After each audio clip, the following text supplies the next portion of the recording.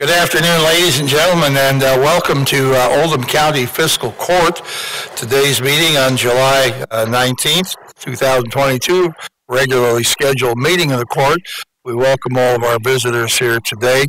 If you're able, please stand for the Pledge of Allegiance.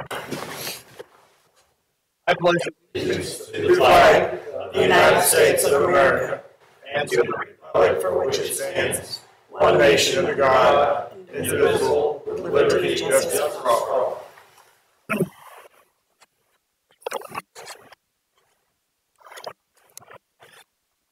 Denise Clark, please call the roll. Magistrate Likens. Magistrate Tice. Magistrate Woosley. Magistrate Greenwell. Magistrate Hounds. Here. Magistrate Hawkins. Magistrate Dye. Magistrate Logston.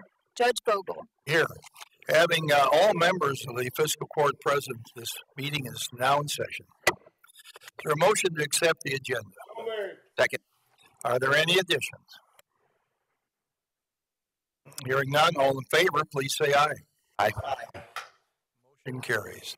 I'd like to remind the members of the court before the meeting starts to please keep your microphone on and keep it fairly close to your mouth so that each word that you say during the meeting is heard clearly by our audience here in the fiscal courtroom and our audience at home. Now, Denise will go ahead and read the minutes we have minutes to approve from two meetings. One was a standing regular meeting on June 21st, and the second was a special meeting on June 29th. The Oldham County Fiscal Court convened at a regular meeting at 2 p.m. on June 21st with Judge Executive David Vogel, County Attorney John Carter, and the following magistrates in attendance: Brent Likens, Wayne Tice, Kevin Woosley, Steve Greenwell, Chris Hound, Stephanie Hawkins, Bob Dye, and Michael Logston. Motion made by Magistrate Dye and seconded by Magistrate Hounds to approve the agenda with the deletion of solid waste management area designation update and the deletion postponement of one board appointment under Ballardsville Fire Protection District, Ryan Baker. Motion carried unanimously. Motion made by Magistrate Woosley and seconded by Magistrate Hounds to approve the meeting minutes from June 7th, 2022, with the correction under personnel actions of an effective date of 6/11/2022 for the resignation of Ryan Alexander. Motion carried unanimously. During public comment, Director of Dispatch and Emergency Management Jerry Nart reported the flag retirement ceremony on June 14th, 2022 accepted 536 flags, bringing the total number of flags to almost 2,000 since the inception of the program.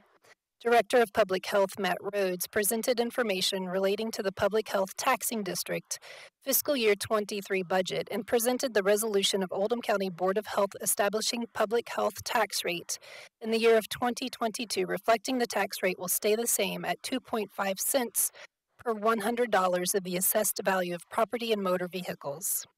Director of Planning and Development Services, Jim Urban, and Project Manager for Tetra Tech, Chris Deal, presented the final master plan for Schambach Park. Motion made by Magistrate Greenwell and seconded by Magistrate Tice upon recommendation from the county engineer to release the erosion security in the amount of $11,762 as it relates to Lannert 7 warehouse. Motion carried unanimously. The following sealed bids were opened and read aloud for the Harmony Dam demo work. Basham Construction and Rental Company, $97,000. Innovative Demolition Services, $290,000. The bids were provided to Horace Herod, Chair of the Oldham County Environmental Authority, for review and recommendation. Motion made by Magistrate Hounds and seconded by Magistrate Woosley to authorize the payment of the payables. Motion carried unanimously. Motion made by Magistrate Hounds and seconded by Magistrate Greenwell to authorize budget transfers in the amount of $852,299.12. Motion carried unanimously. Curry's Fork Watershed Coordinator Becca Truman presented an update on Curry's Fork Watershed programs and current opportunities.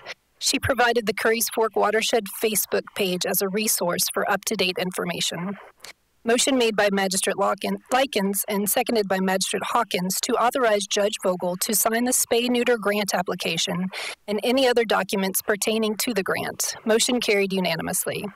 Judge Vogel announced the resignation of Andrea Lane from dispatch effective 6/20/2022. Motion made by Magistrate Greenwell and seconded by Magistrate Hounds to appoint Doug Wingert to the Ballardsville Fire Protection District Board with a term to expire 6/30/2025. Motion carried unanimously.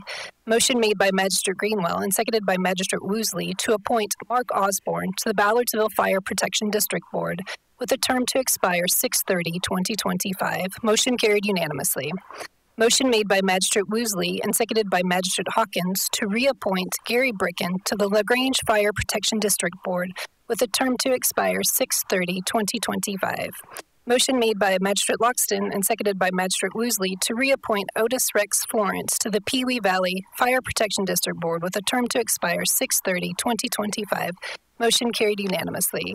Motion made by Magistrate Hounds and seconded by Magistrate Greenwell to reappoint Mark Gardner to the South Oldham Fire Protection District Board with a term to expire 6/30/2025. Motion carried unanimously. Motion made by Magistrate Woosley and seconded by Magistrate Greenwell to reappoint Rachel Murphy to the Westport Fire Protection District Board with a term to expire 6/30/2025. Motion carried unanimously. During public comment, John Lackner of 1704 Mahogany Run Drive, LaGrange, inquired upon the status of the pool renovation. Magistrate Hawkins announced Charlie Snyder of Brandstair Carroll is finished with the design and ready to meet with the members of the Oldham County Fiscal Court. The goal is to have the pool reopened by May 2023. Motion made by Magistrate Dye and seconded by Magistrate Hawkins to adjourn the meeting. Motion carried unanimously. The meeting adjourned at 3:58 p.m. You've heard the reading of our minutes from June 21st. Is there a motion to accept? Second. Are there any corrections? Hearing none, all in favor, please say aye. Aye. Motion carries. The next minutes to be read are from June 29th. The Oldham County Fiscal Court convened at a special meeting at 2 p.m. with Judge Executive David Vogel, County Attorney John Carter, and the following magistrates in attendance: Brent Likens, Wayne Tice, Kevin Woosley, Steve Greenwell, Chris Hound, Stephanie Hawkins, Bob Dye, and Michael Logston. Motion made by Magistrate Greenwell and seconded by Magistrate Likens to approve the agenda with the addition under personnel actions of an executive session pursuant to KRS 61.8101F, discussion or hearings which might lead to the appointment, discipline, or dismissal of an individual employee. Motion carried unanimously. During public comment, Becky Zockline, Solid Waste Recycling and Grants Coordinator, announced that Leaders Don't Litter would once again be conducting the Guess the Butts contest at Oldham County Day, sponsored by Republic Services. Also, she requested balloons not be distributed at Oldham County Day. Director of Emergency Management and Dispatch Jerry Nart announced the passing of retired United States Marine Corps Chief Warrant Officer Herschel Woody Williams on June 29, 2022. Woody's tie to Oldham County is the Gold Star Monument at Veterans Memorial Park. The Woody Williams Foundation placed Gold Star monuments across the country and has a goal to have a Gold Star monument in every state. Judge Vogel recognized Bob May with the Spirit of Oldham County Award for his 52 years of service at Ballardsville Fire Department and 42 years on the Ballardsville Fire Protection District Board. Motion made by Magistrate Greenwell and seconded by Magistrate Woosley to appoint Ryan Baker to the Ballardsville Fire Protection District Board with a term to expire 6/30/2023. Motion carried unanimously. Motion made by Magistrate Likens and seconded by Magistrate Woosley to appoint Ralph Matheson to the North Oldham Fire Protection District with a term to expire 6/30/2025. Motion carried unanimously. Motion made by Magistrate Hounds and seconded by Magistrate Logston to pay the payables claims as of 6/29/2022. Motion carried unanimously. Motion made by Magistrate Greenwell and seconded by Magistrate Hounds to pay the payables claims to be paid on or after July 1st, 2022. Motion carried unanimously. Motion made by Magistrate Greenwell and seconded by Magistrate Dye to approve budget transfers in the amount of $492,772.47. Motion carried unanimously. Motion made by Magistrate Likens and seconded by Magistrate Dye to authorize Judge Vogel to sign the Solid Waste Management Update of Area Designation Form for the 5-year plan. Motion carried unanimously. Motion made by Magistrate Logston and seconded by Magistrate Woosley to adopt the revision to the meal reimbursement policy for the Employee Handbook with an effective date of 7/1/2022. Motion carried unanimously. Motion made by Magistrate Tice and seconded by Magistrate Likens to authorize Judge Vogel to sign the agreement for recreation software with MyRec.com in the amount of $2,995 for the current year. Motion carried unanimously. Motion made by Magistrate Greenwell and seconded by Magistrate Hounds to authorize Judge Vogel to sign the contract with Greystone Construction for the construction of the Salt Dome at Liberty Elementary in the amount of $83,425. Motion carried unanimously. Motion made by Magistrate Dye and seconded by Magistrate Hounds to authorize Judge Vogel to sign the stream credit purchase agreement for required stream mitigation for the Old Floysburg Road Safety Improvement Project in the amount of $243,750. Oldham County Fiscal Court will be responsible for a 20% local match and 80% will be reimbursed with federal funds. Motion carried unanimously. Motion made by Magistrate Dye and seconded by Magistrate Greenwell to authorize Judge Vogel to sign the DOC Jail Payments House Bill 556 contract with the Commonwealth of Kentucky, which allows Oldham County Fiscal Court to be paid for the inmate programs conducted at the detention center. Motion carried unanimously. Motion made by Magistrate Likens and seconded by Magistrate Woosley to authorize Judge Vogel to sign the lease agreement with the Oldham County Public Library to lease 1,000 square feet at $8 per square foot per year in the public library location planned in Goshen.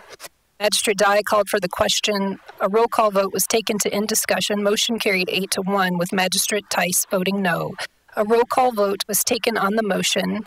Motion carried 5-4. The following magistrates voted in favor: Brent Likens, Kevin Woosley, Steve Greenwell, Michael Logston, and Judge Vogel.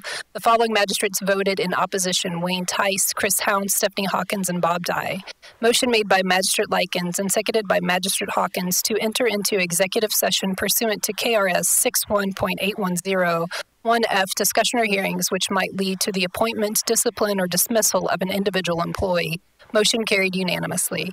The open meeting reconvened. Motion made by Magistrate Likens and seconded by Magistrate Greenwell to hire Ryan Fisher as senior planner at $26.67 an hour, effective 7/18/2022. Motion carried with Magistrate Tice abstaining.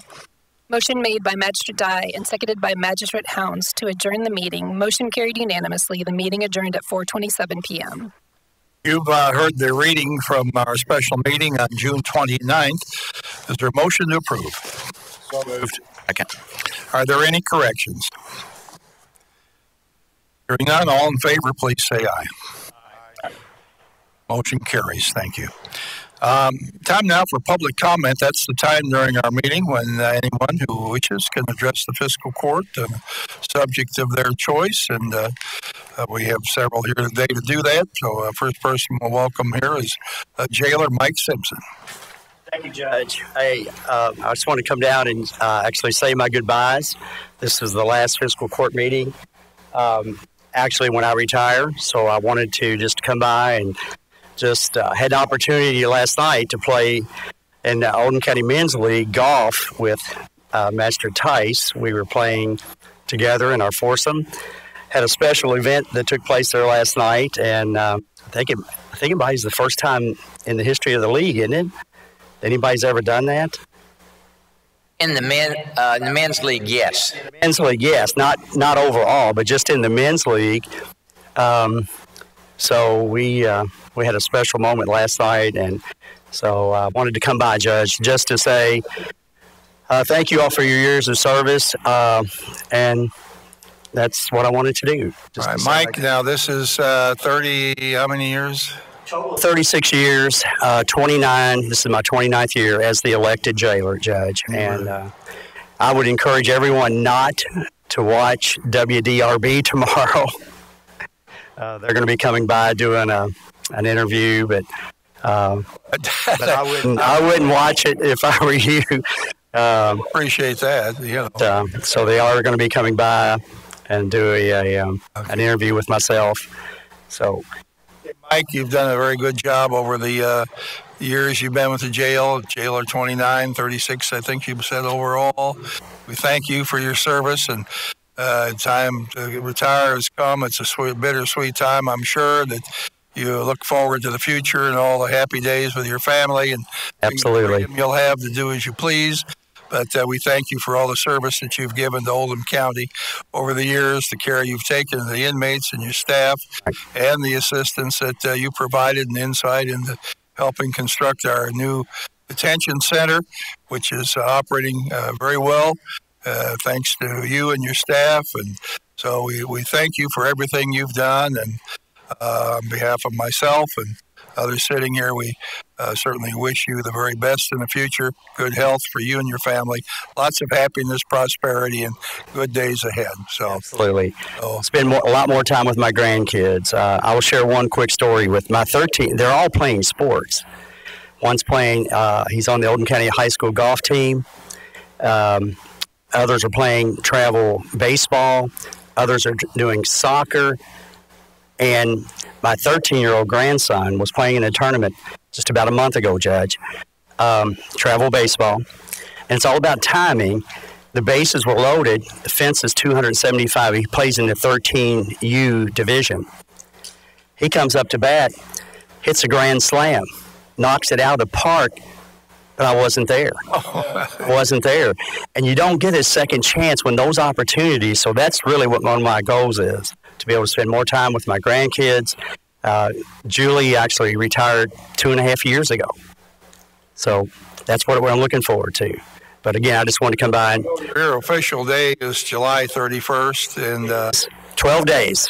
the vacation days to 12 days. Right. Got it actually down to the minutes and to the seconds. So, but yes, sir. Judge, you're my 5th county judge in my career. Imagine, right? Go all the way back to Judge Hall. I know. Go all the way back there, and then Wendell Moore came along.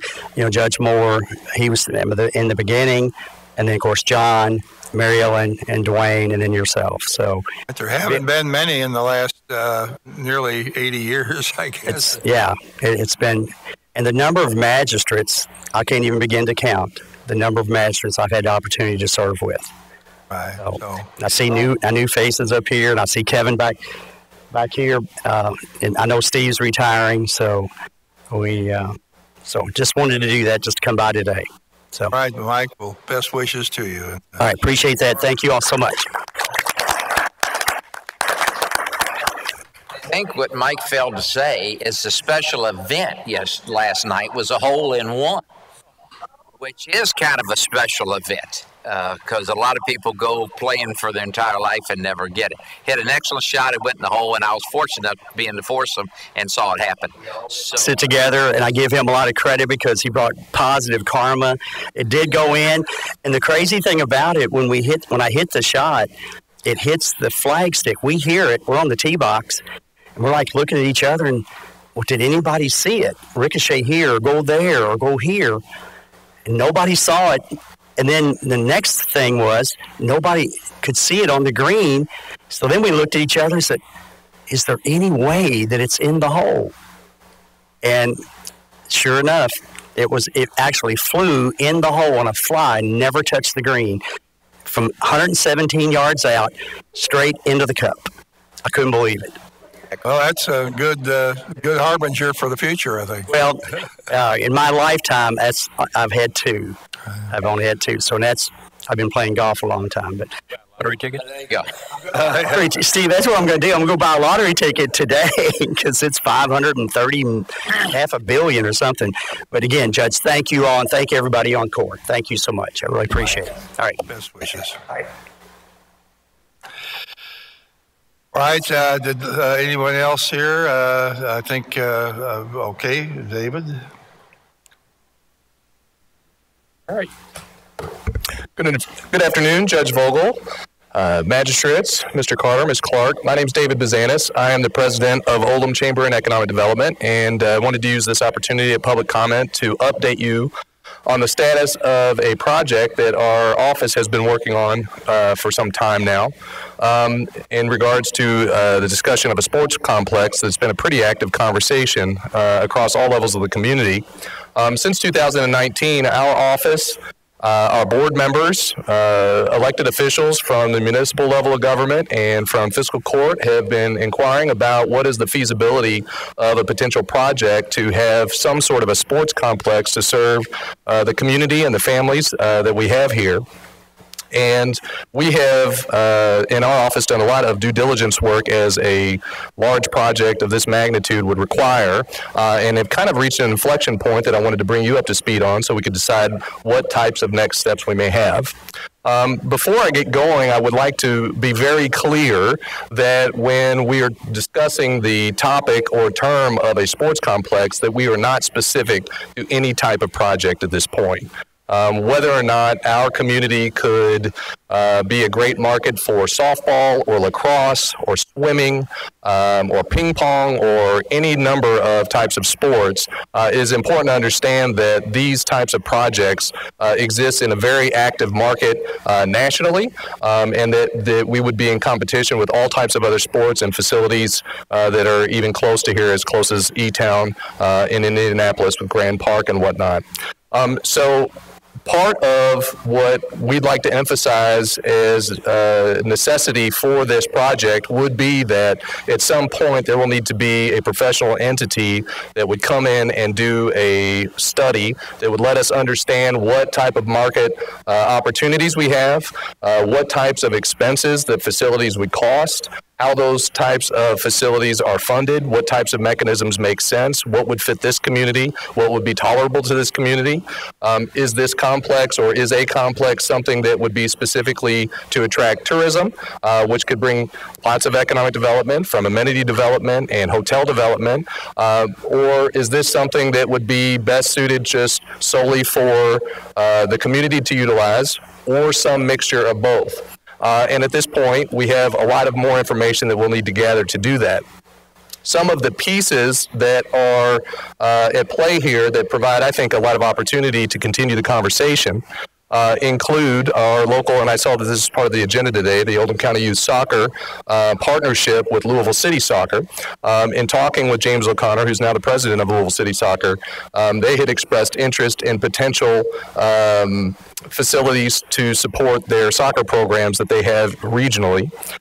In addition to that, we know that the school board has had conversations and have a lot of parents who are interested in an auditorium, and as well as my children are at North Oldham High School, and that the boosters at North Oldham are in need of sports facilities, as our schools are competing with private schools down the road to get students to come and play sports in our schools here. So there's potential there. I had a conversation with Joyce Fletcher from the Oldham County School Board. Dr. Radford is on my board, the chamber board, so we've had a lot of extensive conversations about, what would be possible, what is doable, what's the desire of it. I was invited to join the local planning committee that the school systems utilize to plan facilities over the next several years, and so that's a topic that we will be discussing very soon. And in addition to that, we have a lot of local developers and potential investors who are interested in growing the commercial amenities that would be around a park like this. Typically, for what we have learned, and when I say what we have learned, in addition to calling and talking with the directors of these types of facilities, we've also visited E-Town. Magistrate Tice and Magistrate Greenwell last fall went with us to E-Town, and we met with the director of tourism there, who talked about the impact that park has made on the community. And one thing that we knew getting into this was that in a lot of the cases where there are sports complexes of any kind, that it's not uncommon for those to run in the red or at a loss, which is why you don't often get a lot of private sector investment in the types of facilities that they have. However, many communities decide that that investment is worth it when they look at the overall economic impact that some of these projects can create. I would say my opinion of the response in our discussions in the E-Town complex was that they were very happy with the results, but oftentimes that particular facility may run in the red or break even. So it's a big decision. There are lots of different ways that these types of projects are funded. In addition to whether it's Louisville City or the Oldham County School Board or Oldham County Fiscal Court or the local municipalities here in our county, we also have talked with a lot of corporate entities who are interested in being part of the conversation as they see opportunities to grow things like sports medicine, lots of opportunities to get in front of families and the type of market that they would market their businesses to. And so there's a lot of potential for multiple layers of investment to create something that could serve Oldham County. What I would like to present or to discuss with you is that we have reached out to three companies who actually manage facilities, they plan facilities, and they help communities decide what is possible in their area. We have 2 quotes from these companies, and we're waiting on a third. One of the companies' name is the Sports Facilities Company. They're located out of Clearwater, Florida.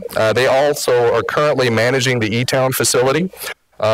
We also have spoken with the Huddle Up Group, which is actually one of the principals of this organization is the general manager of Grand Park in Indianapolis, which is an enormous facility. They also did the study for the sports track that was just constructed in partnership with Norton Hospital in the West End. And also the Raconteurs, which is a group we're waiting on. They're located in Arizona, and they have a pretty impressive track record as well. What we understand that the process of a study would provide us with is, one, identifying what a market could provide. For example, what types of sports are in your market that could be capitalized on. It could be that baseball or softball actually has enough people being served by some of the other parks. Could be that volleyball or lacrosse or football or soccer or any of those number of things could be something that would work in this community. At the point they identify that this market would serve certain types of sports, the next step of the study would also provide us with what types of facilities would be required to be able to host the folks who would come to a sports complex. What those expenses would be, what types of folks you would have to have run it, and then they also offer services to help you book tournaments and make sure that you have people come in on a regular basis. These are things that locally there's not an expertise to really be able to rely on. So I think between partnering with one of these groups to let them inform us of what they know about and what they've discovered about the sports industry and how it would fit in Oldham County, for the elected officials, for the community leaders to be able to come together, hear that information, and take what we know about this community and see if there's a potential opportunity to move forward. So we are at a point now where the only next step likely to take would be to fund some sort of a study to get some of those answers and figure out what to do next.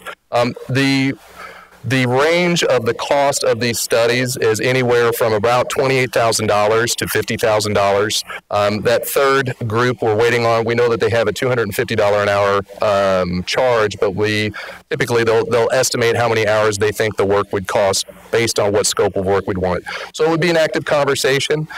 We did have, as we met with one of these groups, I believe Magistrate Hawkins and Magistrate Tice were on a Zoom call with someone who made a presentation and said this is exactly how we work with communities that we partner with.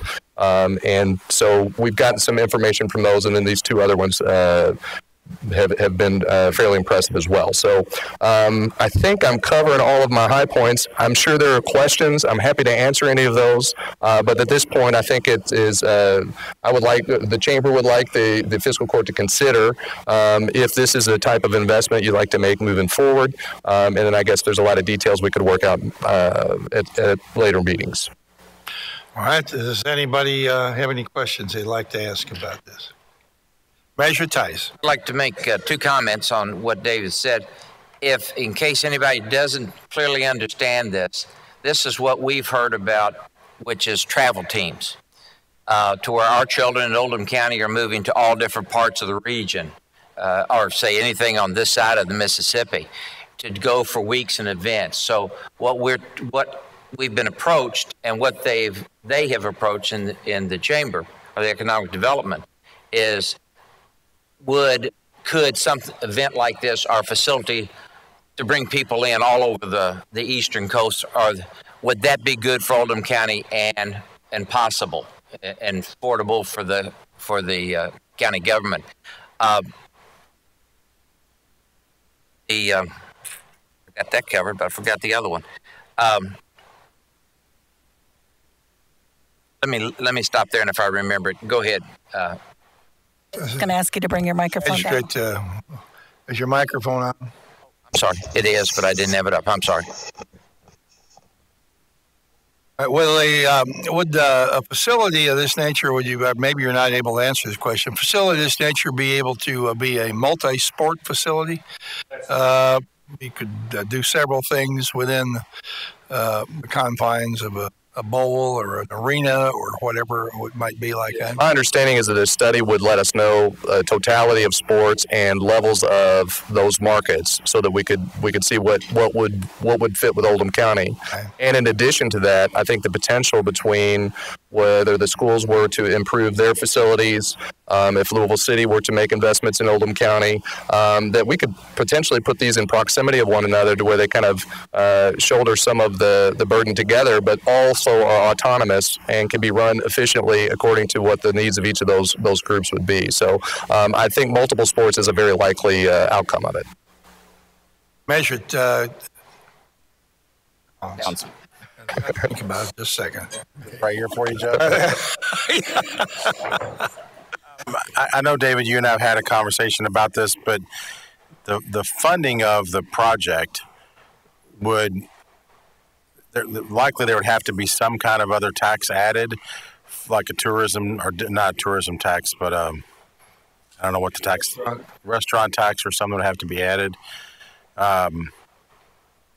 And will they determine if we have enough restaurants to support that too?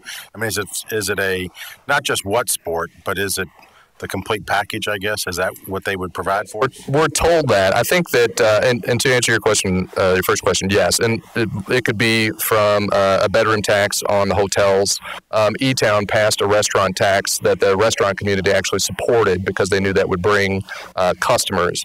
And also, these things don't just happen overnight. So the planning of, if a restaurant tax were to support a sports facility, the attraction becomes easier for some of those types of amenities. What we would lack in rooftops to support some of the restaurants we don't see in some of those areas could be, you essentially are having people from outside the community come in and make it feasible for some of those types of restaurant amenities to be here. But the restaurant tax is a very common funding mechanism. There are also multiple ways to do it. That is what we're told. They'll go through and give us examples of how each of these types of things gets funded in other communities.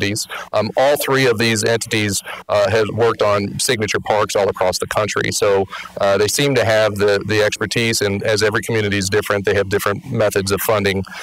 So how creative we get, I think, would be up to us with the information they can give us.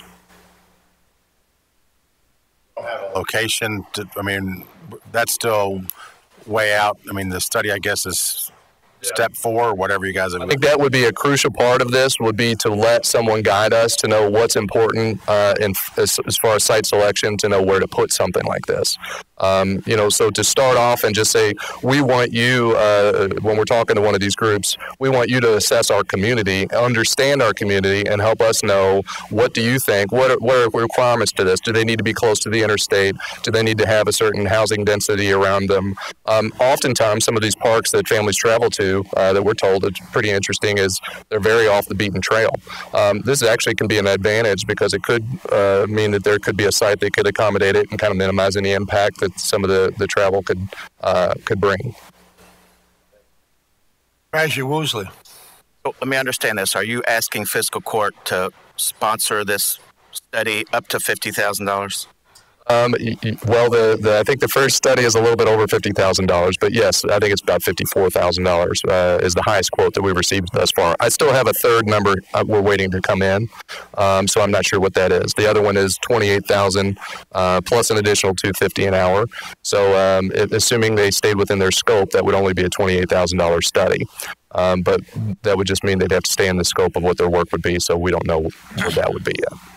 How long do you expect this study to take? Approximately 6 months was something that we were discussed, and then the thought process would be, at the point they want to show us their findings, we would host a community meeting to invite potential stakeholders, elected officials, and community folks to come in and understand what it is would be proposed. Judge, do we have money set aside in the budget for this proposal? I think we have adequate funds for it. We'd have to figure out exactly how it's going to be executed.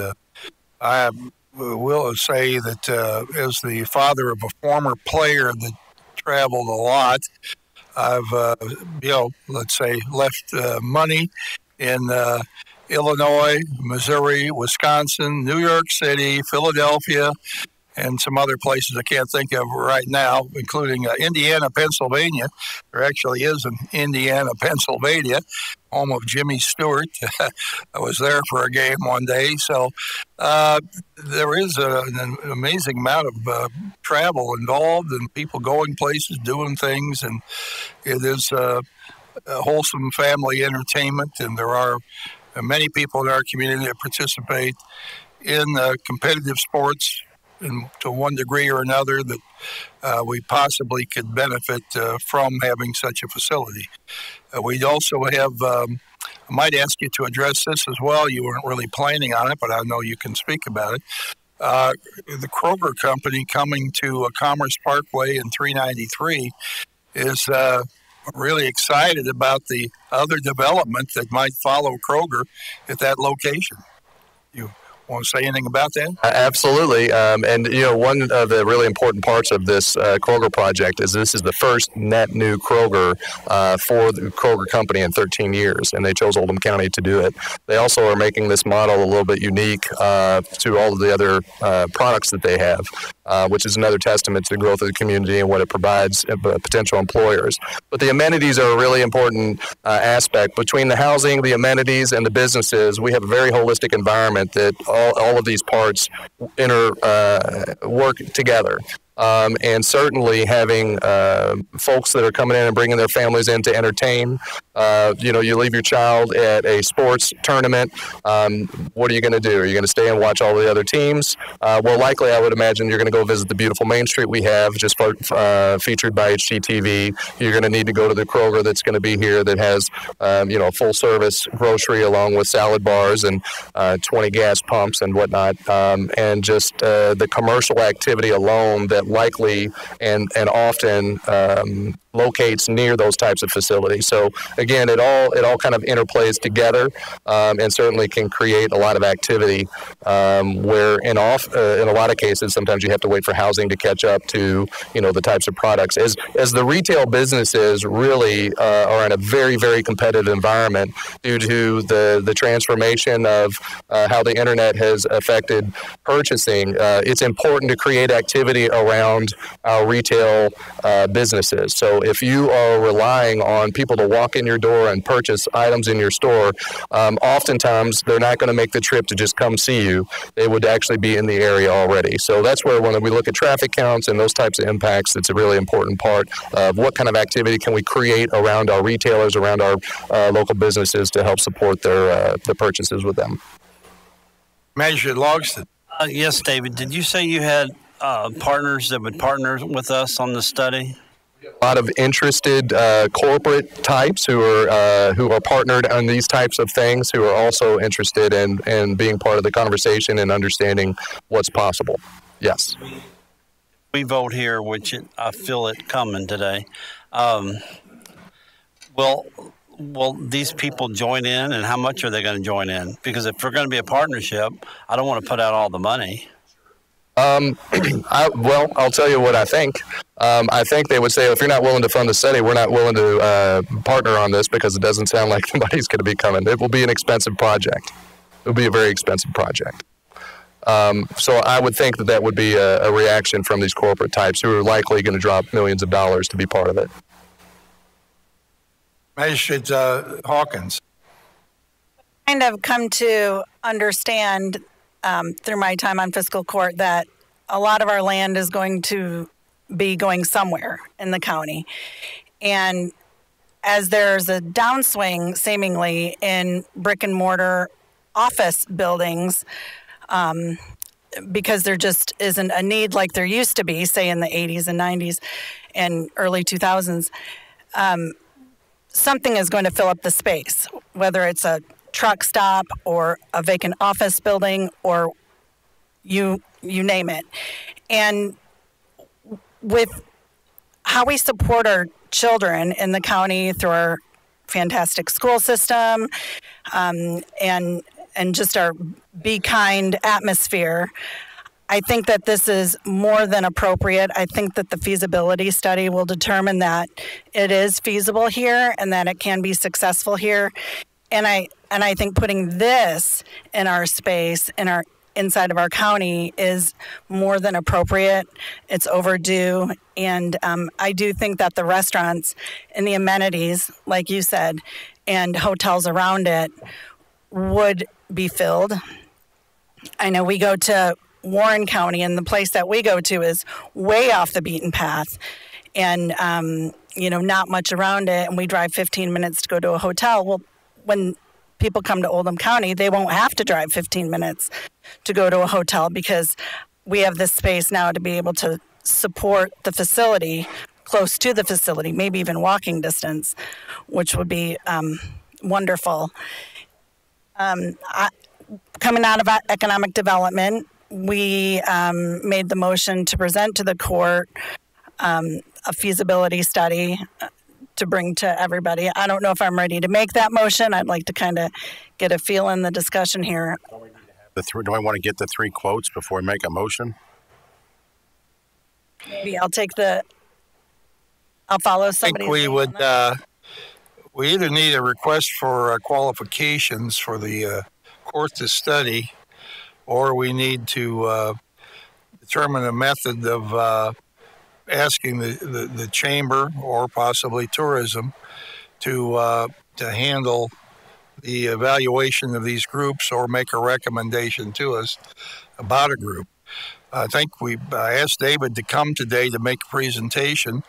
I'm not opposed to trying to move forward on it rather than going in a circular motion.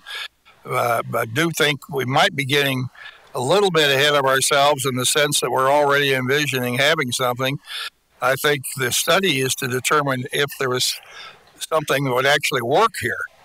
We're already assuming something's going to work, and here's how we're going to fund it. But let's get to are we big enough in a good location to actually have something that would be attractive to the region, that would support. And I agree. I think I've heard it said that these type of facilities have a tendency to, be a net loss to the sponsoring entity, but actually the overall positive impact on the entire community it can be very strong. So, but we don't know what the answers are to these questions yet. Those are questions for us to ask after somebody comes forward and tells us that, yes, there is a potential here to do well with this type of facility.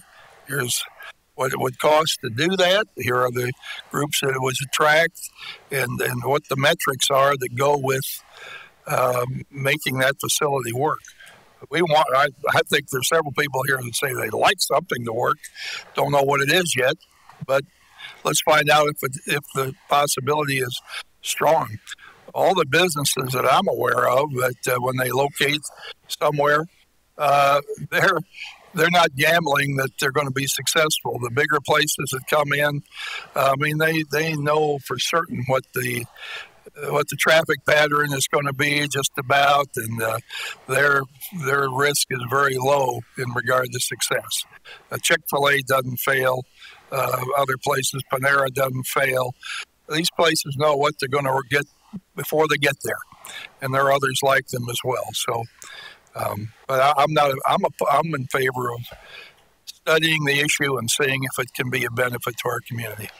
Well, I would also, just to add a little bit, or comment on what Magistrate Hawkins had just said. The future of office is uncertain, but there will be office. Baptist Hospital's investment that they just announced in Crestwood is a tremendous game changer for this community. The investment that the Rawlings Group has made in this community is a tremendous game changer for Oldham County. What these assets do is they give us something to work off of. They give us a concentration of professionals, and also they can attract amenities. The people that would be served by the additional hospital that's going to be in Crestwood will help bring some of the amenities that the rooftops can't support. They will also provide a lot of employees at a high level. And in fact, especially if we're talking about hospitals, between Baptist and the investment, Norton Healthcare is also tremendously invested here. Trilogy Healthcare is invested here. But those are also types of entities that could also benefit from partnering with a sports complex. And so I think that there's a lot of potential. Once we start to develop an identity for what some of our large employers are, we can see a concentration of those to bring them in, and projects like these could potentially pull a lot of those types of things together. So I do think it's very important not to assume where we would do anything and wait to be kind of directed. We will decide as a community what should go where, what we're willing to do, what's possible. But I think it's good to start with, well, let's just tell us what you think of Oldham County and how this would work with in this community. So, but yes, it definitely, it also seems to fit the character and the personality of our residents. Very focused on education and very invested in their children's growth through sports. So, Tice. I wanted to cover two things, if I could. Number one, well, I went blank a minute ago. We brought this to you under the economic development, because this, even though it is sports, it does not replace our park system or all of our sports stuff. This is sports development where people come in, travel sports come into our place. And that is a totally different market than what we've had here in Oldham County, just our park system. One thing that is a little bit of a concern to me is, are we suitable for some type? Our proximity is real close to Louisville. That could be a little bit of a negative, because it wasn't 2 months ago there was something in the Business First about Louisville was talking about doing something, joining with the state in regards to the fairgrounds. So that's something that even Louisville is looking at. The places where we have gone, which is E-Town and the Indianapolis you're talking about, and Steve told me he was down with a granddaughter or grandson at Evansville not long ago and had a facility very similar to what he and I saw with David and Sandy at E-Town. And those are regional markets, not real close proximity to Louisville. But to get the first part of the study, and we were talking about when we were first talking to one of the groups, as small as $20,000 to $25,000, they can do an assessment on our community and say, with the population and all the demographics that they understand that we don't, they could say this could be a good fit for Oldham County in this type of sport, or it may not be.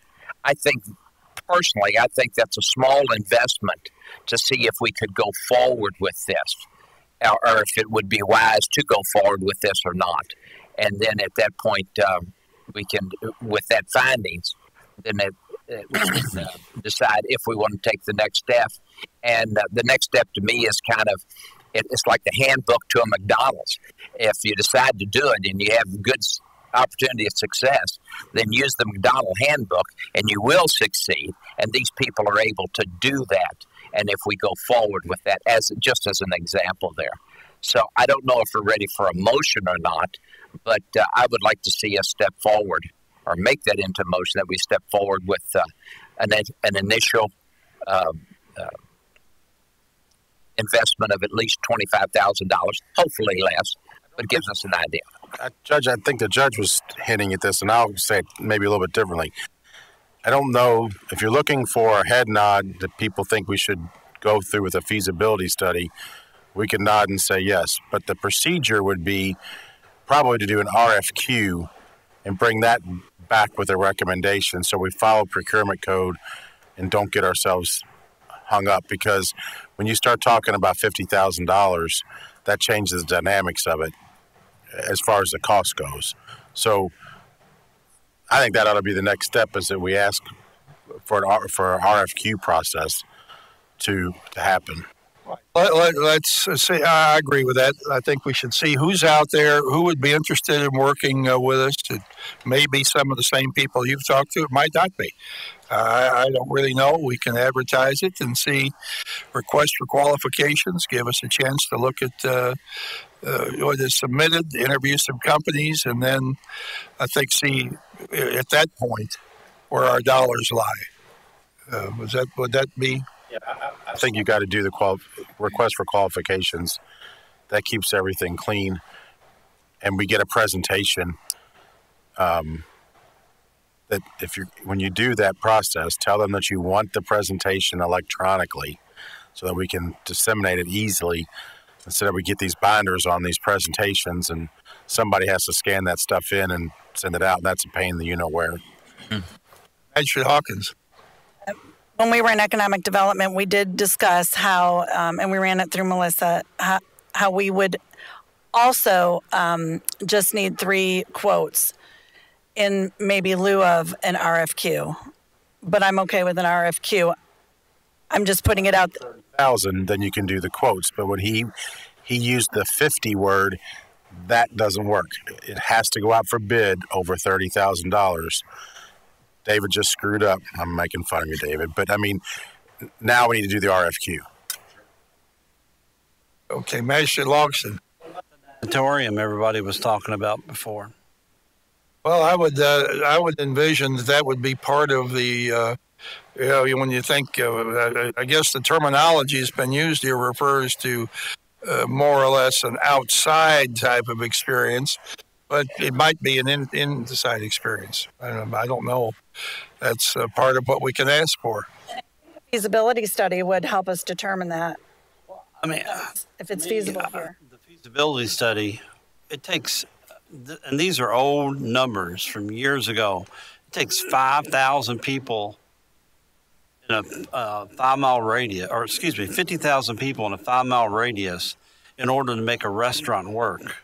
That's why Oldham County doesn't have the nice, fancy restaurants, because you might go to that restaurant 5 times the first month it's open, but then you're going to start weaning off of that. And I don't think we have the population to do that. I mean, your E-Town has what, 100 and something thousand people in it? How many millions are in up there in Indianapolis? I can't spend taxpayers $25,000 on something that I cannot see that we'll get a return on, because I don't think Oldham County is big enough to support something like this. Unless we go huge and go indoor and cover everything, you're talking 3 months out of the year that you can use this, maybe 4 months. Let's say you get 4 months out of it. And then it's going to be sitting there for the rest of the time, unless you do some kind of undercover. Has an outdoor place right now. I mean, football, it's not used. It's only used. I know. I'm saying I think you're wrong, but you don't have to use it every weekend. Cardinal Stadium is used for 2 or 3 high school games, 5 U of L football games. I mean, it's probably used 12, 14 times a year. That's it. So they're high school football stadiums. I mean, they're used 8 times a year for football. Now they do play some high school sports. How big is Louisville compared to Oldham County? 4 million. Pull. I think the comment that David made is going to quit going to Jefferson County and come out here to Oldham County now? It would depend on the model, Magistrate, because if this were used as a tourism driver, then it would host international and national tournaments. So you'd have a lot of folks from outside of the region. These thousands and thousands of people on the weekends. That's what the feasibility study would determine. So right now we're just speculating and just gleaning from our own experience and opinion. When we get the feasibility study, that will determine if it'll be feasible here. That will determine how many hotels we would need. That would determine the restaurants that would be able to support it. That would determine, as a matter of fact, when we were on that Zoom call, one of the men from there talked about the pro formas that they put together. And I asked him, in your experience, putting together these pro formas for government agencies, what is your percentage of plus or minus at the end of, say, a year, 5 year, 10 years? And he said it was within 5%. So that's how honed in and good a feasibility study, at least from this one particular company, has a history of being within 5% of what they determine it'll be based on all of the information that they gather. But without the study, we're just speculating. Also, that was also confirmed through our meetings with the Director of Tourism in Hardin County for the sports complex in E-Town, and Magistrate Tice and Greenwell were there when she talked about the study that they had gone through, the multiple studies they had gone through that led to the output that they have, that it was in line and was something they were able to count on, and that they're actually oftentimes not working out of the red. Now, again, and just to reiterate, working in the red, not would be in the red, breaking even, all those types of things, the overall economic impact is positive in these communities. And to Magistrate Loxton's point, absolutely. Every single development project in this county is unique to this county. Indianapolis has pro sports that partner with the sports with Grand Park there. E-Town is a completely different look. I talk often at times about the differences between our Main Street district compared to Madison, compared to Bardstown. They're completely different entities, and you can't even just go off population. You have to think about density and whatnot. But at the point where we're talking about hosting tournaments and whatnot, we're talking about importing folks from outside of the region to be able to entertain here, and then, of course, grow the tax base. I'll just throw in also that there are a lot of people in Louisville, but we've got somewhere between 75 and 80,000 cars a day go through this county. I'd say a significant number of them are coming from elsewhere, traveling elsewhere. There's once I-71 is widened out, I think it's going to have a tremendous impact on Crestwood for sure. Could easily, I don't know what Bob Jones has planned down there, but I think once it's widened out, the distance between Crestwood and 260 and the Gene Snyder is going to be nothing. And I mean, it's just, it won't be any different than the Gene Snyder or the Watterson. It's going to be a close, the whole dynamic is going to change with time, and you may see a Great Wolf Lodge wind up at Crestwood. Who knows, But anyway, about Magistrate Die.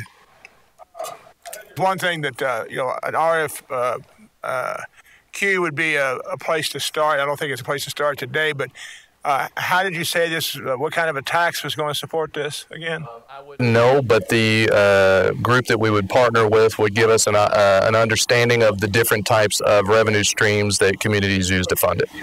They're using a restaurant tax? Restaurant tax in E-Town. There's also a heads and beds tax is what we call it, but a tax on hotel stays, tourism tax essentially, are common ways. They also use occupational taxes in some regards, and then there's all kinds of different creative ways you could go about it. I'm going to make the leap of faith here. You say it's a restaurant tax in E-Town, so everybody that eats in E-Town pays that tax.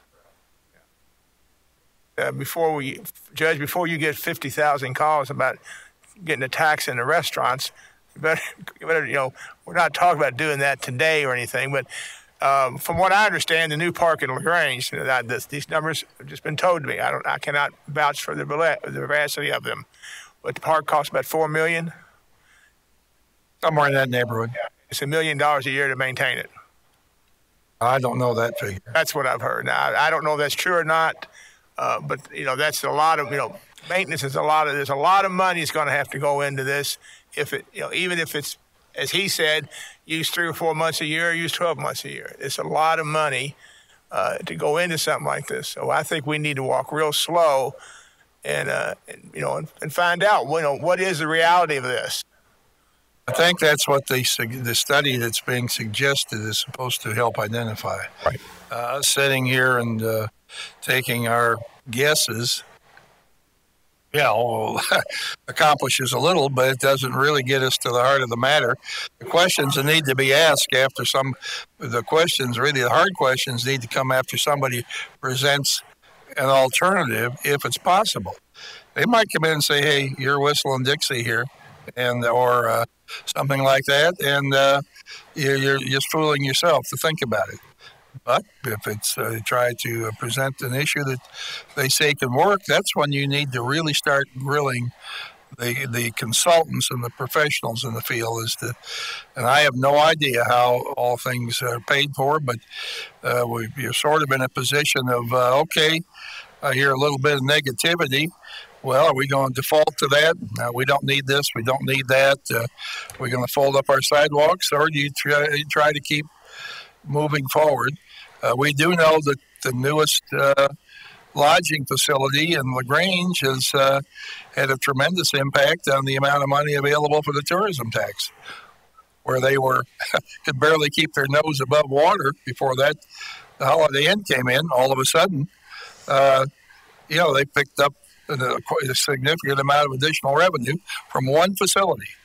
Made a difference. So I won't say one facility could support anything, but I don't know. I think the idea is worth looking at. Just restate, if I could, the Chamber of Commerce is not recommending that we move forward with a sports park or even a study. We're just informing you that we're at a point where the only next responsible step forward to take would be to fund some sort of a study and be advised, so that we've had all these conversations. I know some of us have. I know we've had it at a board level and a community level as well. So we're not advocating for pursuit of a sports complex. This is an initiative that the community had been requesting, elected officials from all levels of government, board members and whatnot. So we're trying to be responsive to the wants and needs of the community just by doing this due diligence work to get us to the point we're at. Greenwell. Just might wrap this up with saying Magistrate Logston wanted to say that there's not enough people in this community to play the sports and all that. Down in western Kentucky, there's two adjacent counties, and both of them traveled all the way to Kansas City, and they played each other in the first game. Say that there's not enough. They traveled 500 miles to play each other. I didn't say there's not enough people here. Everybody in here that has kids, Michael, I'm just putting it in. I'm saying, are we going to be able to make this pay for itself by pulling everybody in when you got two regional things that are less than 2 hours, hour and a half away? Are you going to be able to take that same business and pull that business away from them?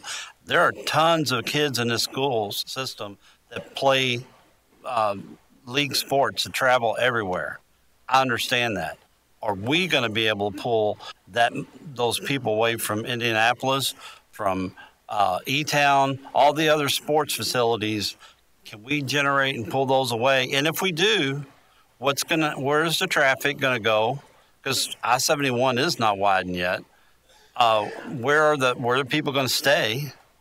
Because even though there are hotels in Oldham County, I don't think if you've ever been to those traveling teams, it takes tons of hotel rooms to make those work. Tons of hotels to feed all the kids and all the parents, or restaurants. So, talking years. Even if you got this study done tomorrow, as fast as this group moves, no, not trying to be flippant, but some of us may not be sitting up here. I mean, seriously.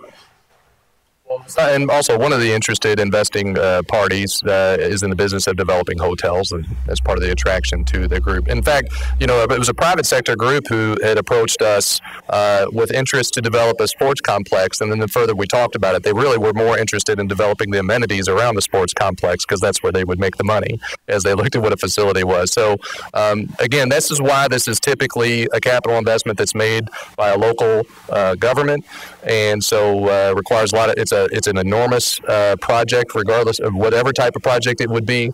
So there will be a lot of work that has to go into it, and it will take some time to get it on there. But everything has to start somewhere. So I agree with Magistrate Greenwell. We need to cap this with either decision to think about it some more or to move forward. Magistrate Tice.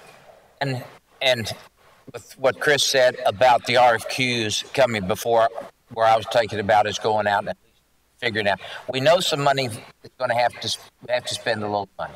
The RFQs, obviously, where we need to go is to select somebody to go out and tell us whether we are a candidate for a sports complex or not at all, and if we are, what sports would we be able, with the competitive nature in the region, okay?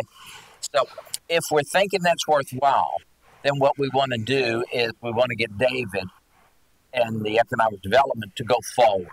If as a consensus the court's not there with that, and that's fine too, then there was no sense him wasting his time continuing to reach out to these people.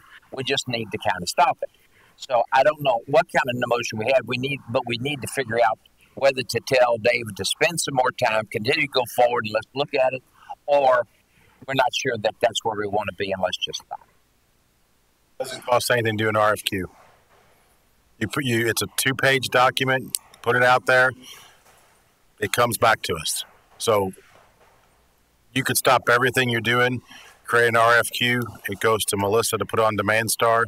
You can call the 3 people that you're talking to, tell them here's an RFQ, fill it out. David's work's done. We may get more than those 3. I mean, Or somebody from the West Coast.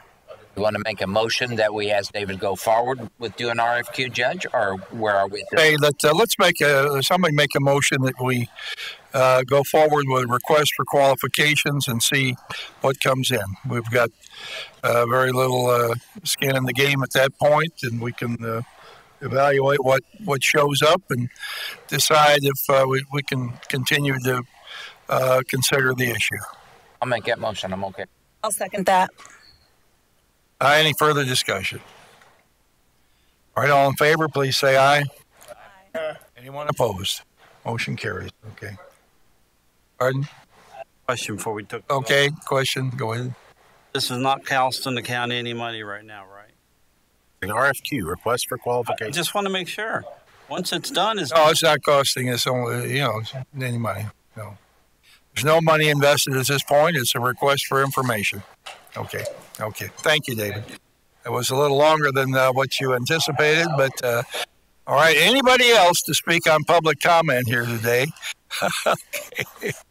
All right, we'll close public comment, go on to the first item on the agenda. And that's not the first item, but the first one after public comment, the settlement of the sheriff's tax settlement for 2021. Lori Parsons has said you're a long time for a very short announcement here. My presentation is not going to be that exciting. Okay. It's going to be quick and short. No, I'm just here to present the overall tax summary settlement for 2021 and along with the individual districts breakdown. So if we're looking at the front page, you'll see that we came up with we mailed out or billed out along with property taxes. Here, Lori, could you speak into the mic? Just taxes. You're able to pull it right. You don't have to go on your tiptoes. Just pull it down. Okay. We mailed out, between the property taxes, tangibles, franchise, additional bills for the year was $91,000 is which we mailed out. Oh, no, 91 million. 91 million. Thank you. See, y'all got me on the thousands with before. Okay, right. We're in the millions. It's okay. Okay. And then when you subtract everything with the delinquent bills, the refunds, which consist of homestead. For a couple years, homestead people who forgot that they were 65 and then qualified to do that. Where you do the homesteads, the disabilities, and the ag. And then the 2% discount for people paying early, along with the commission. So you subtract that, and for the overall year, we collected $88 million in property taxes. Am I on the wrong? Yes, $88 million in property taxes. So that is what I wanted to present. And if there was any questions in regards to any of the districts or breakdowns or. All right. Sheriff's tax settlement is overall billed $91,795,000. Wound up collecting $88 million of $22,000. The difference is credits or payments allowed to be subtracted by the sheriff from the tax bills and from the school bill. Yep. Get 1.5% of what's collected on school taxes. So that money funds the sheriff's department for the most part. So does anyone have any questions on this tax settlement? Motion, Judge, for you to sign it. Yes, I'd take that. Motion, Judge, that you sign the summary tax. What is it called? tax settlement with the Sheriff's Department. Second. Any further discussion? All in favor, please say aye. Aye. Anyone opposed? Motion carries. Thank you. Next item are bid openings for salt. Not Morton salt. Maybe it is Morton salt, but it's salt that goes on the road, not on your table. So Morton's in all kinds of salt business. Okay. Let's see what comes in here.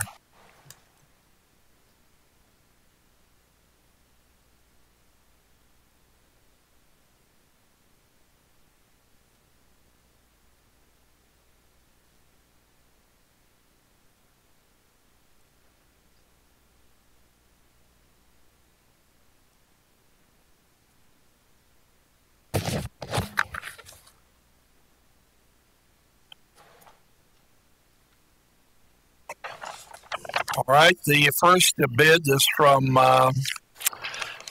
Cargill. And take that back. Cargill submits a paper that says no bid. Okay. No bid? Pardon? No bid. Okay. I guess they want us to know that we received it. From Compass Minerals of America, that's Overland Park, Kansas, $111.75 per ton. $111. Covered? Yes, I'm sure it is. We're not going to go get it. You could pay freight. Well,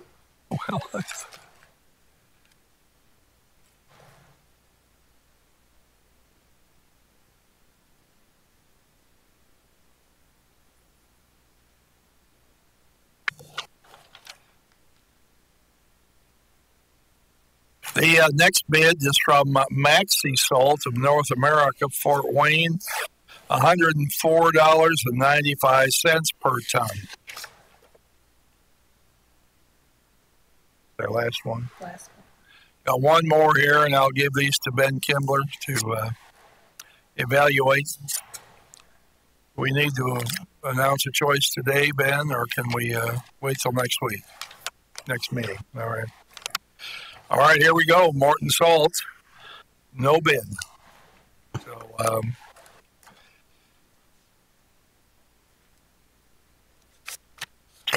thank you, Melissa. That there. Now we're going to do bid openings for a stormwater drainage improvement project, Phase 2 at Goshen Hills and Lakeview Estates. We've had a very successful Phase 1 program there, I believe. So, all right.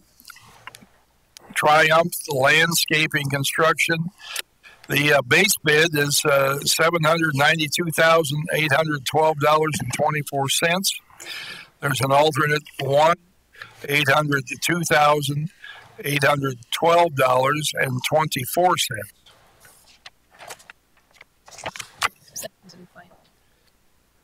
Our second and final bid here is from All Terrain Paving and Construction of New Albany.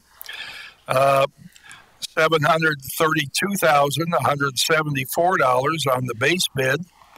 The alternate bid is $745,794. I thank these two bidders for participating.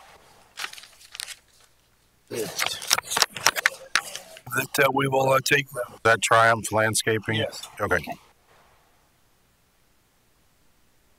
And Melissa, when will we award those? Do you know? It's up to Jim Silliman. He's not in here. No. Oh, Jim. Okay, I didn't see you. Sorry. That's something we need to do today, or do you want to look at it? Time to review the bids. Okay. Thank you. Our next meeting will be 2 weeks from today, so I imagine we'll do that then. We'll go on now to the county, the payables under county administration. If there is a Pay the bills. motion to pay, all right. Second. Moved and seconded. Any questions on the items in the bills here? Hearing none, all in favor, please say aye. Aye. Any opponents? Motion carries. Thank you. Now Melissa Horn will invite her back up to talk about budget transfers.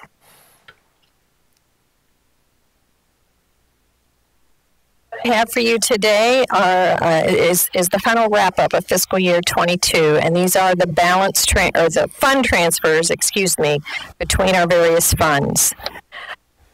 So for the year, general fund transferred to road, $1,380,097.79. The jail transferred to general fund, $131,743.45.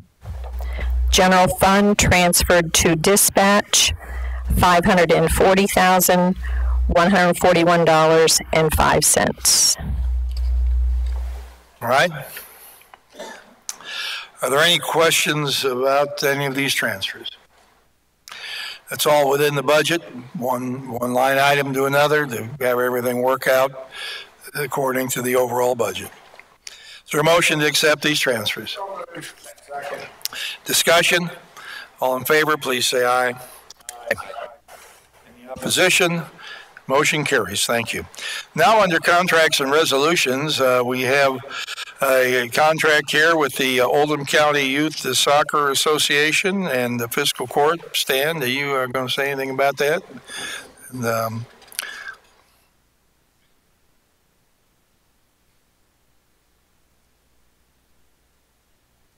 you have two items in front of you with Oldham County Youth Soccer.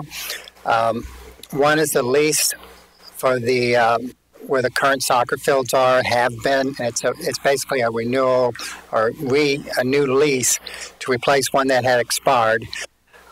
Pretty much outlining our cooperation with youth soccer to make those fields available to the public and whatnot, and I can answer questions. But the agreement was to capture what we've been doing and going on and the terms of the contract with it. The other concerns what we call the 54-acre fields that we've acquired, where we have a memorandum of understanding with them as to they want to use and develop some fields there, but it's not to any. They know that eventually that park is to be developed, used by other sports and football teams from the high schools and whatnot. So it's more of an agreement that if they put in a field there, they'll take care of it, but the rest of it falls onto the county to maintain the park and develop the park. I'll take any questions, but they're pretty easy reads, both of them. Is there a motion that we approve the lease agreement and the memorandum of understanding with Oldham County Youth Soccer? I want to take those separate so they're in the record separately. If you like, sure. It'll make it easier for searching later on, I think. Okay. Anybody want to make a motion here on the Youth Soccer Association lease? Make that motion, Judge. Second. Is there any discussion on that? Okay. Stan, how much is this lease? Money-wise? None. It's basically... For a figure in here.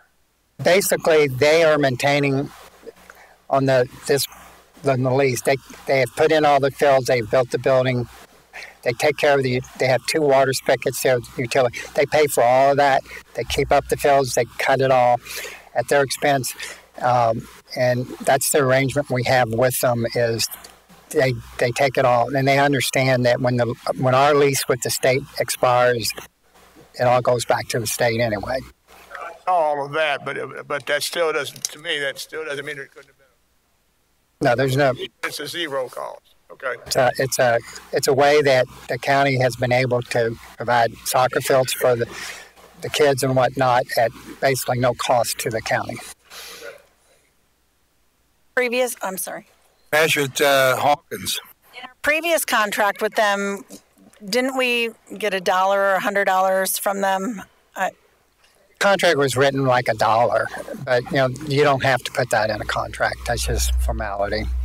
You can put a matchstick in. You can put for, like this contract says, for considerations given. And when we talked about this in Parks Committee, there was a question about their 501c3 status. Did somebody look into that and determine that it's delayed entering this lease? That's why the other one expired but they worked through it, all that. They're in good standing. They are now 501c3. They've got that reinstated. Proof of insurance that's as required in that lease, they have provided that proof of insurance to me. Measure Tice. Before our contracts have been with Rock Thompson, if I got that correct? He represents Oldham County Youth Soccer. It was always Oldham County Youth Soccer. Okay, and is that the lease still with them? It's not with the Louisville? No, this is with Oldham County Youth Soccer. President is at this moment is Rock Thompson. Okay, and in the previous time we had some, and I read the contract and I'm perfectly fine with it, so let me say that first. But previously, they had done work that was not authorized, which did damage to a subdivision that adjoined it.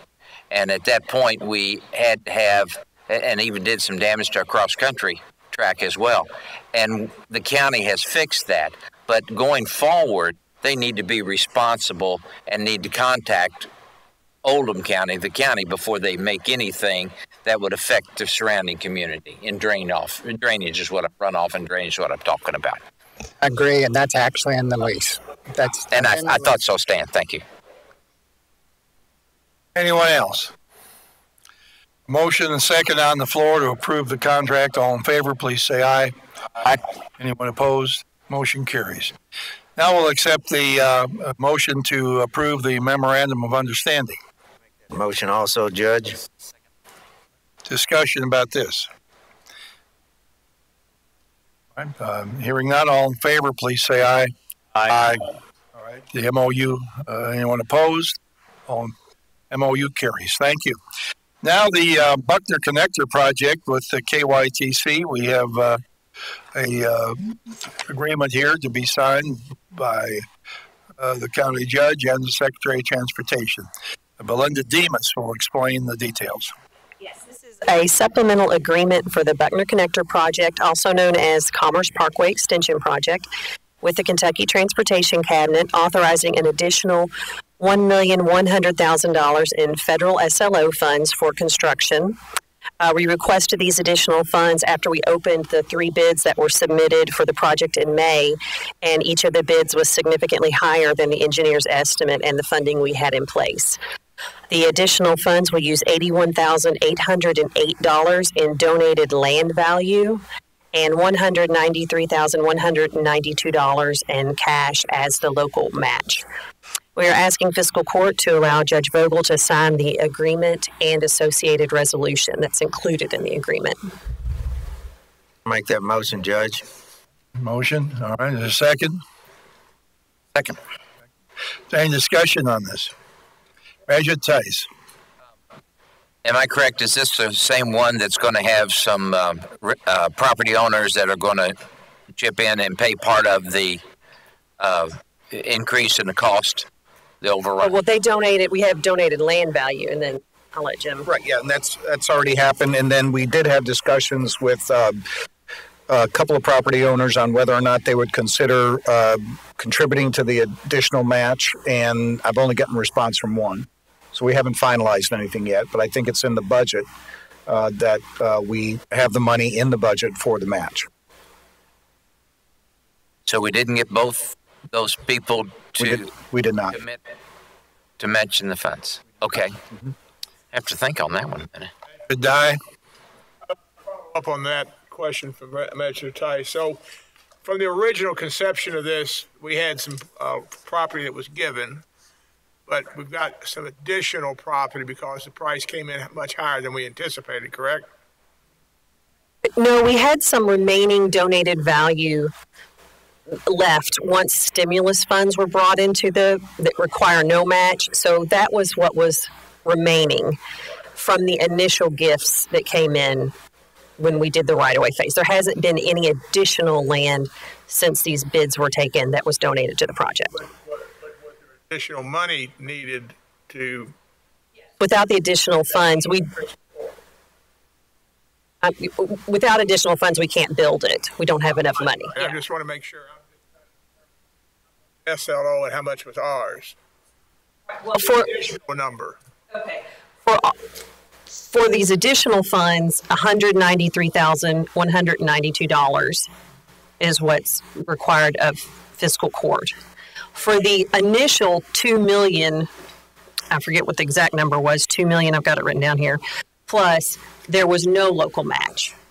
So essentially, we're going to have $3,485,000 in federal funds when you combine the former money that was already approved and this money. And fiscal court will be contributing $193,192 to match that $3,485,000.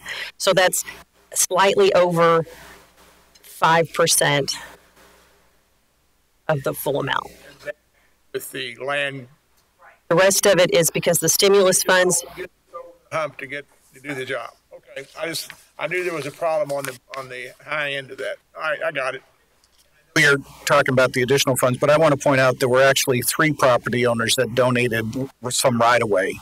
The initial landowner, and then there were 2 when we got into the right-of-way acquisition phase. There was additional land donation. So I want to make sure that fiscal court understands there were 3 property owners altogether that donated land.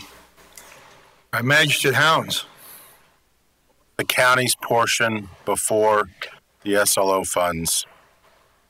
If the project came in over budget, I get that. So the original budgeted amount, was that county funds? For construction, there were no county funds. It was all federal. Now to build the road, to build a $3.4 million road, our matches, or we have to come up with $193,192. Okay, so that'll have to be a budget amendment because I don't think we put that. It was included in the budget. Yeah, it was. Okay, good. And then when do we think the project? I mean, I know we've got more paperwork to do. I can't imagine this is going to start soon, but is it? We have to. We did get the bids. We never awarded it. So the next step after we get this signed by the transportation secretary, if you choose to have the judge sign the document, will be that we award the bid at the next fiscal court meeting. And we expect that construction will start in September because there's bat habitat and you can't clear that in July or August. So it's okay. We're ready to go. I see bat money in here. Yeah. Part of it. All right, let's get this ball on the road or show on the road here. But we do expect, because the suspected award that we would give to a bidder, they've extended their contract amount an additional 30 days to allow for this paperwork. So we expect that in September you'll see construction. Build season, Jim? We extended the deadline till April of next year because of winter coming on. So you won't have asphalt plants open. So we've extended the deadline for completion. And just so there isn't any confusion, when we come back at the next fiscal court meeting, we would award the bid, and then we will also have the agreement for construction inspection with AECOM, which is included in the budget for the project and is required to use the federal money. You have to have full-time on-site construction inspection. So that will also happen at the next fiscal court meeting. But it's paid for already. It's included in this budget, yes. Magistrate Tice. But if you only have one person that is agreeable to pay money at this point, we're not going to take it from him and not get it from the other, are we? Because what do we got? We got $200,000 there that we're going to be out of pocket on. 3, right? Because of the price. Okay, I got that. But we've only got one property owner that's willing to contribute cash. If we needed it, yes. Got it. But that's not in there. That's correct. All right. Anyone else looking forward to this? We could have a lot of activity there. This road punching through, it's going to open up Mattingly Court. Kroger will be well underway by that time. And I think they're intended to be finished by the end of next year.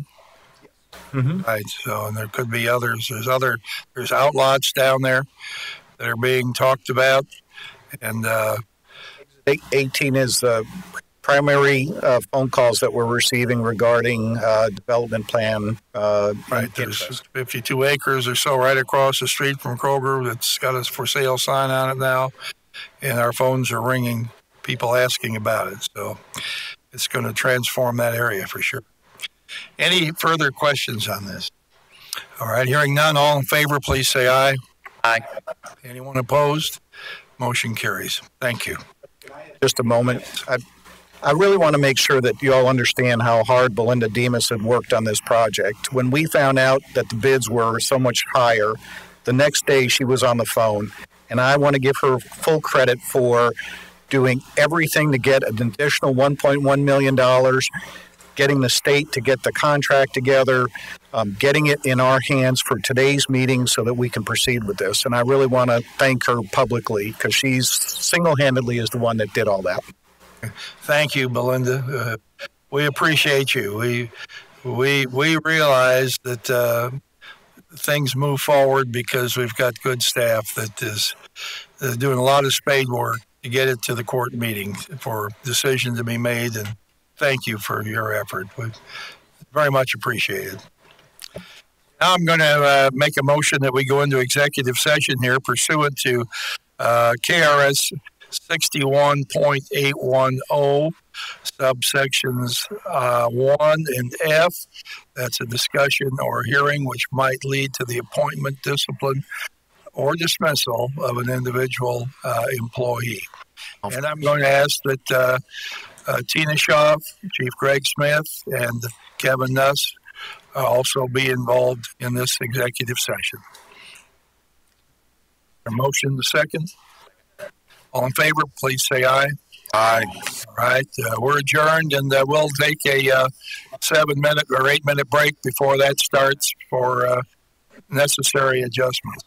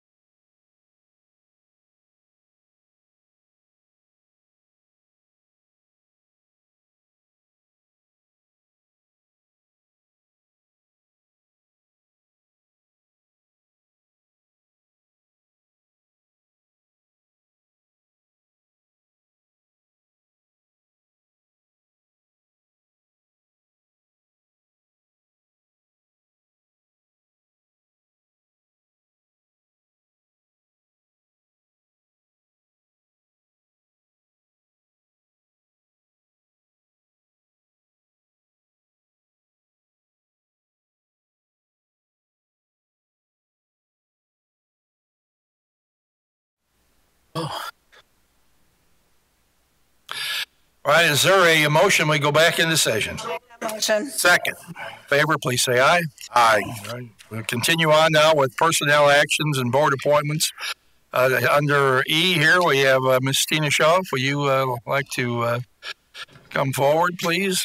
Human Resources Director. And let's see here, we have personnel. Go ahead. Afternoon, we have a dispatch. We have a new hire at dispatch, Justine Kincaid, as the telecommunicator 1 at $18.40 an hour, and that'll be effective tomorrow. I'll make that motion. Second. All right. Is there any discussion on this? A newbie, right? A new person has not gone to the academy. Okay. Okay. Hearing no questions, all in favor, please say aye. All right. Next. This one is a new hire at Parks and Rec. We have TJ Miller or Tyler Miller, building monitor at $10 an hour, effective tomorrow as well. That motion. Second. All right. Any discussion on this? All in favor, please say aye. Aye. Motion carries. Next item is our contract with the Oldham County Board of Education to provide the school resource officers for the coming year. And you see the contract here. And okay. Second. All right. Judge, I've asked you before. I'm going to ask again that these be done separately. What be done separately? Each of these contracts. All right. Each contract. Okay. Does each one have a name on it? I'm looking at them. All right. That's a request. Is there a Mr. Carter? You there? Motion on the floor. Have a discussion. Okay. Does the motion maker wish to amend the motion? You do? Yes. All right. All right. Well, I have first one here for these are employee contracts for the coming school year. Officer Andrew Hamilton. Is there a motion to accept him? I'll move. All right. Can we have discussion? Pardon? Can we have a discussion before Okay. we vote? The date on this is 8/1/2022. Do we want to keep that 8/1/2022 or 8/2/2022 or 8/3/2022? The school SRO contract's effective, and then the date for the following. All right. How about, does anybody know what the first day of school or the first day? 10th day of August. 10th of August. All right. Is that the first day SROs are expected to show up?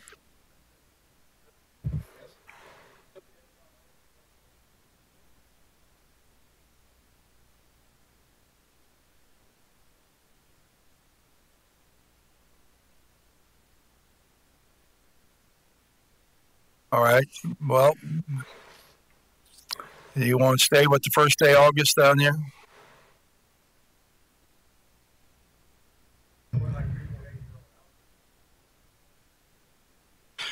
All right. I'm amenable if you will set that as August the 3rd, that we could do them all together. All right. Is there a motion maker? Would you agree to amend that motion to To the 3rd, have these be August 3rd, the start date? all the contracts. All contracts August 3rd, and at that point, you're willing to, Magistrate Woosley, go with all these names and not individually? Sir. All right. So, I'm amending our amendment. right. So we're Date. we're just with the motion here is to employ the SROs as of August 3rd for the coming school year. That'd be August 3rd to August 1st of next year. All right. All right. That's the motion. Any discussion on that? You want to read the names or just take them as on here? Okay. No. All right. Do it all at one time. All right. All in favor, please say aye. Aye. Anyone opposed? Motion carries. Next item on the agenda here today is board appointments. I'd like to ask for the appointment of Kevin Vaughn to fulfill the term of Amy Elvey on the LaGrange Fire Department Board. Amy, of course, is leaving as of the 1st of August to become the acting Oldham County Clerk. I'll be swearing her in on the August 1st at 10 a.m. if anybody'd like to come to the swearing-in ceremony here. I'd like to have Kevin Vaughn replace her until June 30th of 2023. You see Kevin Vaughn's resume before you. He has a lot of experience in government services, and I believe he'll be an excellent person to be on the LaGrange Fire District Board. Your motion. All right. Any discussion on that? All in favor, please say aye. Aye. All right. Motion carries. Thank you. We're now at the next public comment. There was, unless our sheriff's deputy here has any comment to make. I know your question is, why does this meeting take so long? Right? All right. We'll go on and see if Jerry or Vicky, do you have anything to ask? Okay. Matt, Deputy Judge, anything to ask? All right.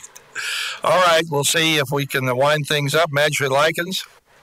Judge. All right. Magistrate Tice. I have A couple of things I want to bring up. It's in regards to the Parks Department.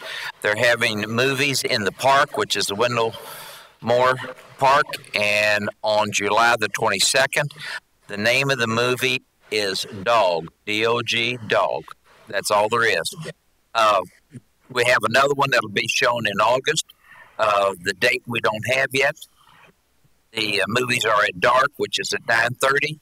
The admission is free. There's popcorn that you can buy and refreshments also available. If you have other things that are going on in the park that you'd be interested in, the community center phone number is 225-0655, and these things could be fun. That's all I've got, Judge. All right, thank you. Manager Woosley. I do have several announcements. The first, on June 30th, Floyd County, Kentucky experienced 3 line-of-death duties, and I just wanted to offer condolences to their families and friends. It was Deputy William Petrie, the Prestonsburg Police Department Captain Ralph Frazier, Prestonsburg Police Department Officer Jacob Chaffins, and the K-9 was Drago. The second item I've got, on July 16th, this past Friday, the National Suicide and Crisis Lifeline launched, which is a 3-digit code number. It's 988. So if you're experiencing suicidal thoughts or mental crisis, you can call 988 for some help. Next thing, I wanted to congratulate Reagan and Ryland Richens. They were the Be Kind sisters for their successful Oldham County Day Grand Marshal. And along those lines, I wanted to congratulate Project Guild for completing the 51st annual Oldham County Day. And if you will hear me just for a minute, these folks do a lot of work and they get very little announcement. And I just want to read off their names. It's Sherry Broker, she's the president of Project Guild. Jill Murphy's the vice president and Oldham County Day chair. Jean Marie Andrew is the secretary. Megan Fields is the treasurer. Lauren Kuntz is the parade chair.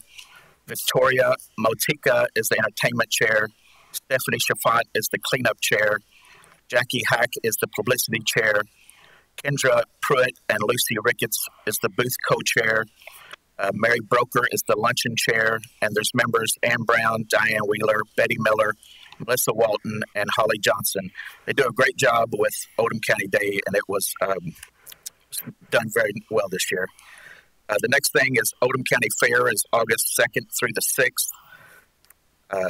The Oldham County FOP Golf Scramble is September 26th at Eagle Creek Country Club. You can sign up at oldhamcountyfop@gmail.com. And the last thing is on August 6th, Kyra Elsie is hosting a Give Back Camp for her new foundation. You can register at bit.ly/Elsie Give Back Camp. And that's all I've got, Judge. Okay, thank you. Manager Greenwell. Judge, I just wanted to say I thought the Oldham County Day was a huge success and a huge crowd. So it was a great day. Sure was. Thank you. Manager Towns. Thank you, Judge. Manager Greenwell, I want to say I think one of the hits of the parade was your flag on the front of the tractor, especially when you're raising it up and down. There was a lot of people cheering, but you probably couldn't hear them because you were in the air-conditioned cab of the tractor. Okay. Several people, 30-plus years ago, I became a firefighter, and one of the first people that I met in the fire service was Eddie Turner. Eddie Turner's last day will be before our next meeting, which is he'll be retiring on July 31st. Eddie's been in the fire service for over 40 years, if memory serves. He was one of the original, I believe, dispatchers for Oldham County Central Dispatch. So some people will joke and say he's been on the radio for over 50 years. I wish Eddie a great, happy retirement. He's done a lot for Oldham County, and a lot of people only got to see Eddie when they were having their worst days. But I've known Eddie for a long time, and Chief Turner, and it's great to call him a friend, and I hope that he enjoys his retirement in the future. All right, thank you. Magistrate Hawkins. Thank you, Judge. The only thing I have today is in Parks Committee, we also talked about the Westport Park, and we talked about going forward with design construction drawings or not. And so we heard the presentation by our consultant last fiscal court.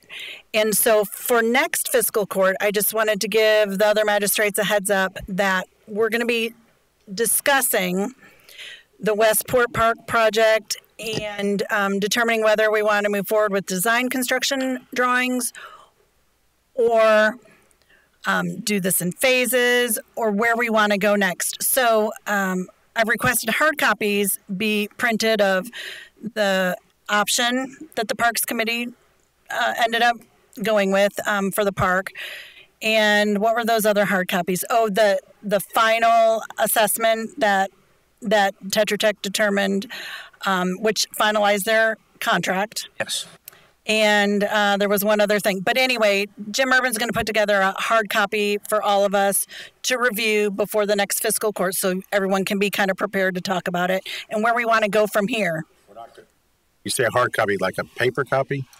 Right. I'd rather just have it via on the screen. And you already have that. Okay, then I don't need anything else. That's a lot to print. It was a lot to print, yeah. So that, I guess that if you do want the hard copy to look at, because I know some of us wanted to be able to, sit on the couch and read it. But if you're comfortable with the digital copy, you already got that.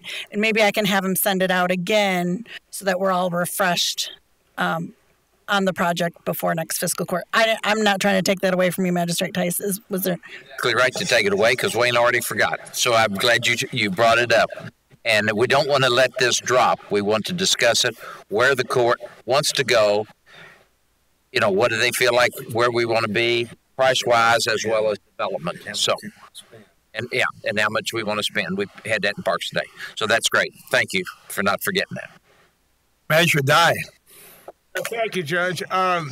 This Thursday, the 21st, at the Maples Park at the Dybel Barn, there will be a meeting with the design team from QK4, who is designing the new and improved Highway 22. They're going to have some conceptual drawings there. It will be between 6 and 8 p.m. If you want to come there and see what they're going to do to Highway 22 between basically the Jefferson County line and right there at DQ, right, coming into Crestwood. I said conceptual drawings. To make sure you said it right. I have a email here that I'll send. I'll get over to the office tomorrow, and then you all can put it on your website. But if you're interested in what the future, what 22 may or may not look like, you might want to spend some time. There's some other things on this email that you can look at, and you'll have some contact points too. But it really helps a lot if you come out and actually see the drawing. I had a lot of people on I-71 when they started the whole process of widening it, and then people came and called me up and wanted to know about all these things. I said, well, you should have come to the meeting because it's just too involved for one person to remember all those things. So Thursday, 6 to 8. Where is that meeting? It's at the Dybel Barn at the Maples Park. Okay. Magistrate Logston. Yes, I also want to thank Chief Eddie Turner for all of his service he's given to South Oldham Fire Department. Echo what Bob Dye just said, and I also want to invite people to Paving Valley Summerfest, which is going to be out in front of Town Hall, like we've had for years, Saturday, August 6th, from 6 to 10 p.m. Again, the Monarchs will be there. They set up a tent. People sit in front of Town Hall. It's a great place to come, so I invite everybody to show up there. Judge. Thank you. Excuse me. Well, a couple things. One, I would like to just mention the name here that some of us know and some don't, but he had been assisting Oldham County Fiscal Court, and we're sorry to announce the passing of Kevin Burns. Kevin has been with Architectural Investments, and he has been dealing with the court here for, I don't know how long we've been dealing with the animal control building that we're trying to build and improve. Kevin passed away a couple of weeks ago from cancer. He was only 55 years old. Everybody here who had interacted with him was really quite surprised to learn that he had passed, but he had cancer, but he didn't tell any of us and kept it to himself, and was a friendly, jolly guy, and I'm really offer our sympathy to his family. We did provide flowers at the wake in appreciation of the service that Kevin extended to us. I'd also like to give some positive news to people who are concerned about the railroad track crossing in Crestwood. Crestwood now owns the Sunoco gas station corner there that looks pretty rough, but I'm sure Crestwood is going to take an aggressive stance and clean it up.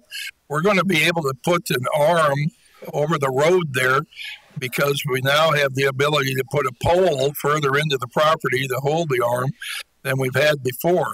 There's a lot of things under the ground there at that intersection that were blocking the location of an arm to hold a pole, or a pole that is to hold an arm to go over the road.